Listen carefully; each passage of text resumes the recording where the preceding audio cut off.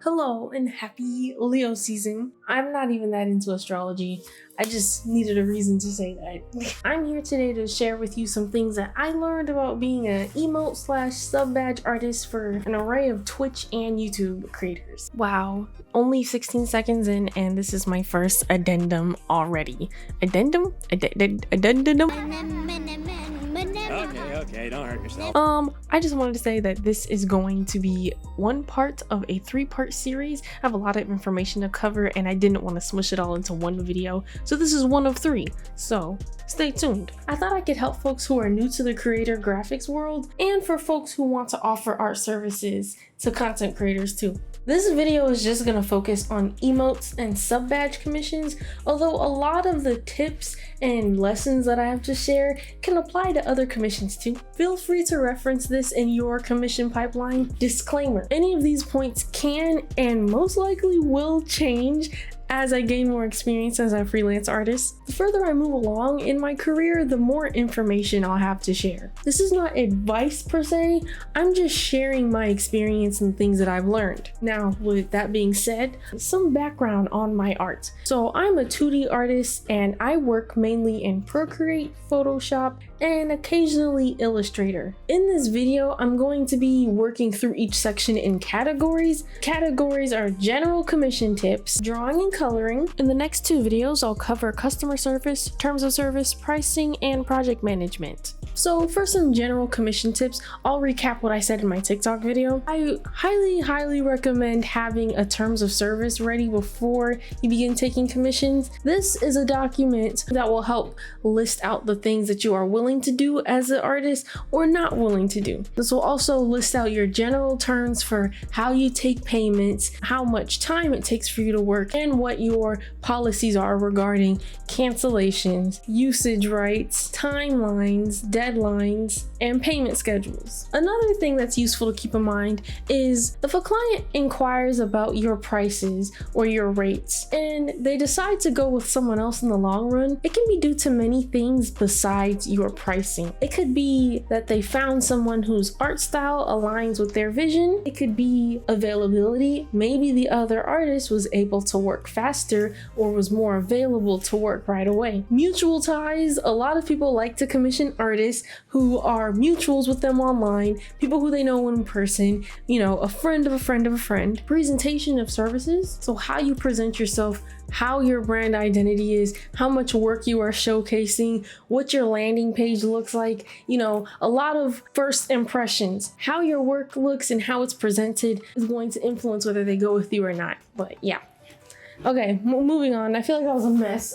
For drawing and coloring emotes, one thing that's really helped me is always starting with at least 1 round of sketches. After I complete my first sketch of an emote, I do a second sketch just to like clean it up and tie it all together right before I send it to the client. It doesn't have to be super polished like line art, but sometimes my sketches are very messy and when other people look at them, they might see something that I'm not trying to portray. I do a lot of mark making and it can kind of confuse clients when they see a bunch of mark making everywhere. Second addendum, addendum, damn it. I don't want it to come across as if I'm saying that clients are just not smart or clients are like dodo birds. That's not what I'm saying.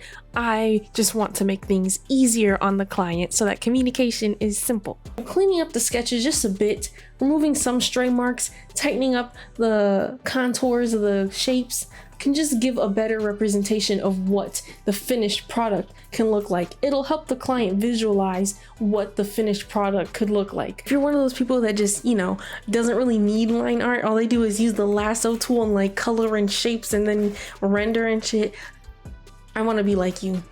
I'm not even gonna lie, I'm not gonna shit on y'all. I want to be like you. But if you're a line art hoe like me, I recommend making sure that you are using thick, bold lines for your emotes. This is a great way to make sure that the emote will stand out at its size on a web platform like Twitch. Having varying line quality throughout the shapes in your drawing can also help it look a little bit less flat and give it a more dynamic look, and it can also like fill in some areas that are meant to be shaded without having to do the shading. I highly recommend not spending too much time on small, minute details. This is something that really caught me up when I first started creating emotes and badges on Twitch. I pride myself in being very attentive to little details, but little details aren't necessary for such a little drawing. Sometimes I like to add in a few things here and there, maybe a pattern on a shirt, a little emblem on someone's hat,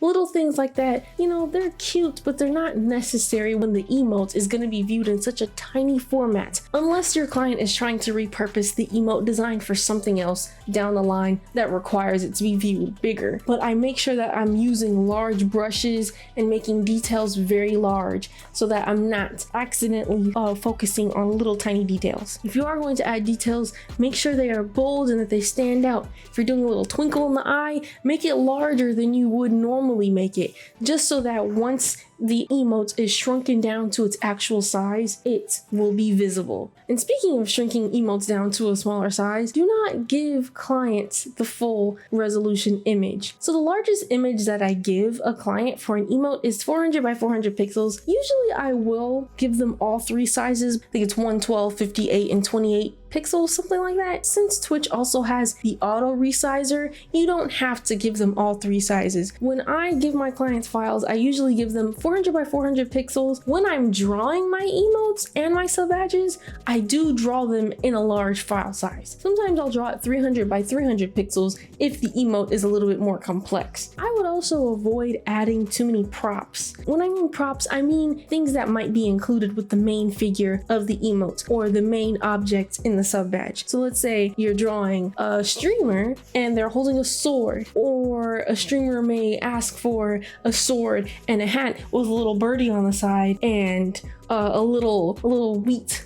Like, no, what do you call those things? Some people want a lot included in their emotes because they want them to stand out, but having many props in one small square isn't really gonna make it stand out. It's just going to look like a blob of color. If you want to add props, I would limit it to one, maybe two. And also, to give the image more depth, foreshortening is going to be your friend for this. Objects that are supposed to be in front of the main object or character, like let's say they're holding something in front of them, or they're holding up something right next to them, make the secondary object a little bit bigger, or give it some depth by pushing it in front of the main object, just so that instead of having to expand outward, you can, you know, just, I don't know if that makes sense. Instead of having to expand the frame outwardly, you can just give it more depth so that it'll be more interesting. Some common problems with emote and sub badge files are the file is not transparent. Files have to be a PNG or a transparent GIF. Actually, I don't know if the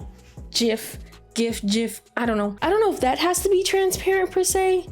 Yeah, I'm not sure about that, but I know the PNGs have to be transparent. The sun is going down as we speak. Like, oh my God, it's going to start pouring.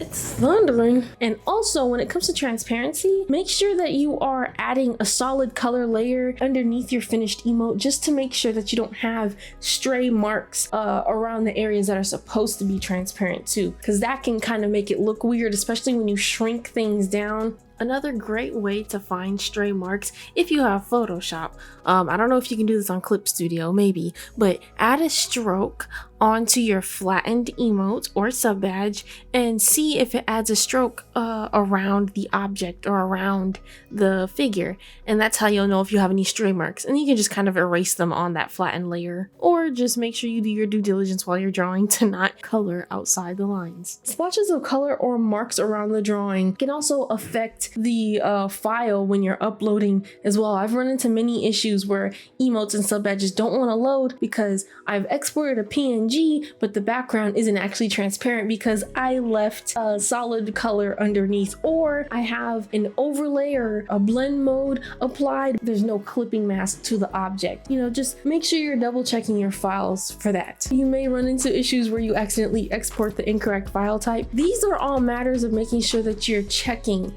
yourself before you're sending files to clients. I like to send out files to clients and then them not hit me up for any errors or problems problems afterwards. I like being done. Do your due diligence and check your file types and check your drawing files before you send it off to a client. Another thing I will say is make sure that your own graphics are up to par with what you are trying to offer to other people. If someone's trying to come to me asking for a commission, I want to make sure that my graphics are up to par as well. This is really useful for if you're just hopping in to taking emote and badge commissions. If you don't have any examples, use your own channel graphics as an example. Create your own breadth of work so that other potential clients can have something to reference. There's a lot more that can be said. In the comments, let me know if you have any added tips or, you know, anything about your experience taking commissions as well. I would really love to hear it. Feel free to add more knowledge or improvements on anything that I said. I will most likely create a follow-up video explaining some of my points and maybe expanding on things further or changing my thoughts altogether. Thanks so much to the supporters on Coffee for getting me here. I reached my coffee goal yesterday. I'm so excited. Meeting this goal is going to allow me to finally get the printer that I not desperately, but I really want this printer, y'all. I want this printer so that I can make all my prints in-house and so that I'll be able to print my stickers in-house too. This will help me mark down some of my pricings just to make them a bit more accessible to everyone. If you want to support me, my art, my channel, whatever, you can send a one-time tip to my Coffee and help me put out more content and better quality content. I am so bad at this. You can also become a member of my Coffee and get access to exclusive perks, discounts, and content just for members. And you can also just subscribe to my channel for free 99. Hit the notification button if you actually give a fuck. You don't have to if you don't want to. It's fine. That's all for today. I'll see y'all next time.